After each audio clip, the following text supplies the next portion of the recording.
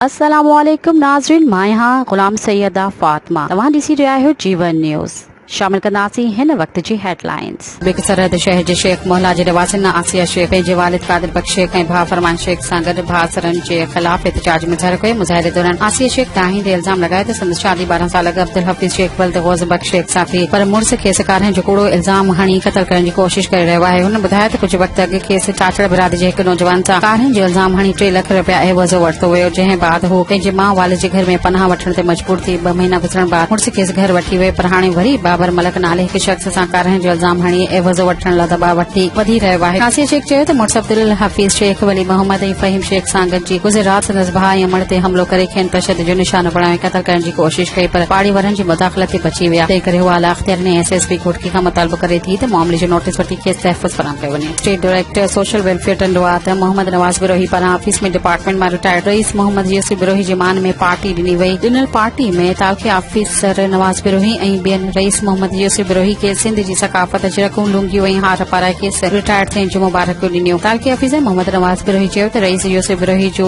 ड्यूटीअ दौरान social welfare खाते लाइ कयल ख़िदमतूं सदाईं यादि रहंदियूं। रिटायर्ड थियल रईस मोहम्मद यूसुफ बिरोही चयो त ड्यूटीअ दौरान खाते जे ऑफिसरनि समेत समूरे अमले जूं ॾिनल मोहबतूं हमेशह यादि रहंदियूं। मुंहिंजे मान में नवाज़ बिरोही पारां कयल दावत ते संदन शुक्रियो अदा कयां थो ऐं ही मोहबतूं सदाईं क़ाइम रहंदियूं। PP senator madam Qurratul N मरीझोल में ज्यादती जो शिकार बणियल 3 क्लास जी शागिर्दियाणी हमीदा ख़ासकली जे घर पहुती मुतासिर न्याणी ऐं संदसि वारसनि सां मुलाक़ात करे खेनि आथत ॾिनी। केस में मुकमल तौर साथ ॾियण जो यकीन दयानी कराई। हिन मौक़े ते मैडम कुरतुल ऐन मरी साफ़ी सां ॻाल्हाईंदे चयो त मासूम न्याणी सां जिनसी ज्यादती वाक़िए जी सख़्त मज़म्मत कयां थी। अहिड़ा वाक़िया हां ॾाढे था वेझनि, जवाबदार सां का बि हमदर्दी रिआयत न कई वेंदी। खेसि केफ़र किरदार ताईं पहुचाईंदासीं त जीअं मुस्तक़बिल में हिक क़िस्म जा ॾोह न थियनि। हीउ इंसानियत सोज़ वाक़ियो आहे जंहिं ते मूंखे सख़्त तकलीफ़ थी आहे। न्याणी ऐं संदसि कुटुंब खे हिन मुश्किल घड़ी में अकेलो न छॾिबो। कुरतुल ऐन मरी वधीक चयो त पीपी हुकूमत ग़रीब ऐं मज़लूम माण्हुनि सां गॾु बीठल आहे। हुन न्याणी ते केस में मुकमल यक़ीन ॾियारींदे चयो त इंसाफ़ थींदो। हिन मौक़े ते टाउन चेयरमैन राणा राशिद राजपूत खान मोहम्मद ख़ासकली राणा मोहम्मद अनवर राजपूत शाहनवाज़ कीरियो नईम मसाण अमीर अली रिंद एसएचओ झूल ऐं रहम हुसैन वासवाणो ऐं ॿिया मौजूद हुआ।